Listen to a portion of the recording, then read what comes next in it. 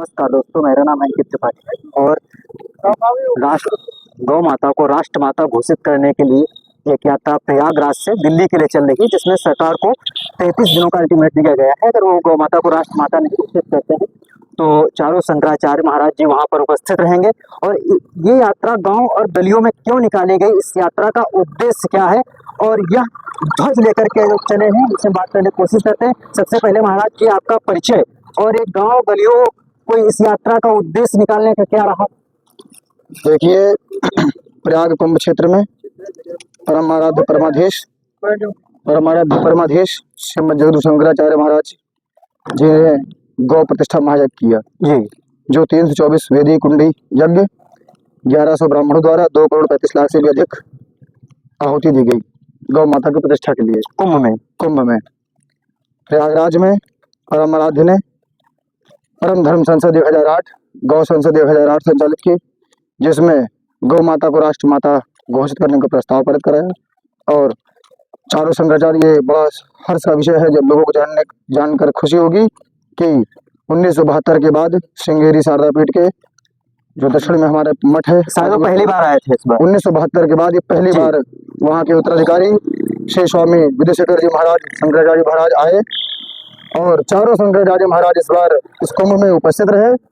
और गौ क्रांति मंच के गोपाल मणि महाराज जी ने ये महाराज श्री से निवेदन किया था कि महाराज श्री गौ माता को राष्ट्र माता, ये प्रस्ताव धर्म संसद में रखा, उनके द्वारा रखा गया। बिल्कुल परम धर्म संसद में रखा गया।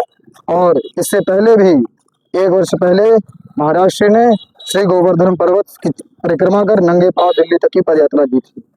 उसके क्रम में पूरे भारत में चातुर्मास के उपरांत गौध्वज यात्रा शुरू की, जिसके क्रम में आपने कहा या जाना कि महाराष्ट्र सरकार जो एकनाथ शिंदे के नेतृत्व में संचालित थी, उस समय एकनाथ शिंदे जी मुख्यमंत्री थे और उन्होंने महाराष्ट्र से आशीर्वाद और मार्गदर्शन पाकर गौ माता को राज्य माता घोषित किया और वो पुनः सरकार बनी।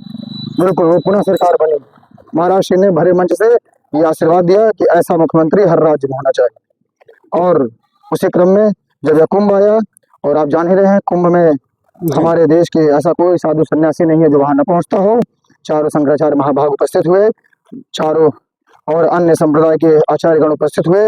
उन्होंने ये एक मत से कहा कि अब गौ माता को राष्ट्र माता घोषित कराना है और इसके लिए केंद्र सरकार को 35 दिन का मात्र समय दिया। धर्म सम्राट त्रिपाठी जी महाराज के पुण्यतिथि पर गौ रक्षा आंदोलन को महाराष्ट्र ने पुनर्जीवित किया और 33 दिन में केंद्र सरकार को गौ माता के लिए एक आदेश दिया कि घोषित किया जाए। और एक प्रश्न हम ये जानना चाहेंगे, बहुत सारे लोगों के मन में ये होगा और प्रश्न इम्पोर्टेंट इसलिए हो जाता है कि ऐसे सभी प्रश्नों को प्रश्न आ जाता है, गौ माता को माता क्यों कहा जाता है। देखिए, हमारे शास्त्रों में वेद वेदांत उपनिषद पुराण, हमारे जो स्मृति ग्रंथ है, निगम आगम शास्त्र है जी, गौ माता हमारी पूज्या है।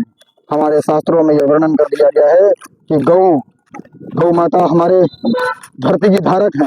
इस धरती माँ के जो पेय पदार्थ है वो गौमूत्र है और जो भोज्य पदार्थ है वो गोबर है, गौमय पदार्थ है। इसलिए जब हमारे आराध्य भगवान श्री कृष्ण, हमारे आराध्य भगवान श्री रामचंद्र जी की पूजा है, तो हमारे लिए गौ माता तो पूज्य स्वतः हो जाती है।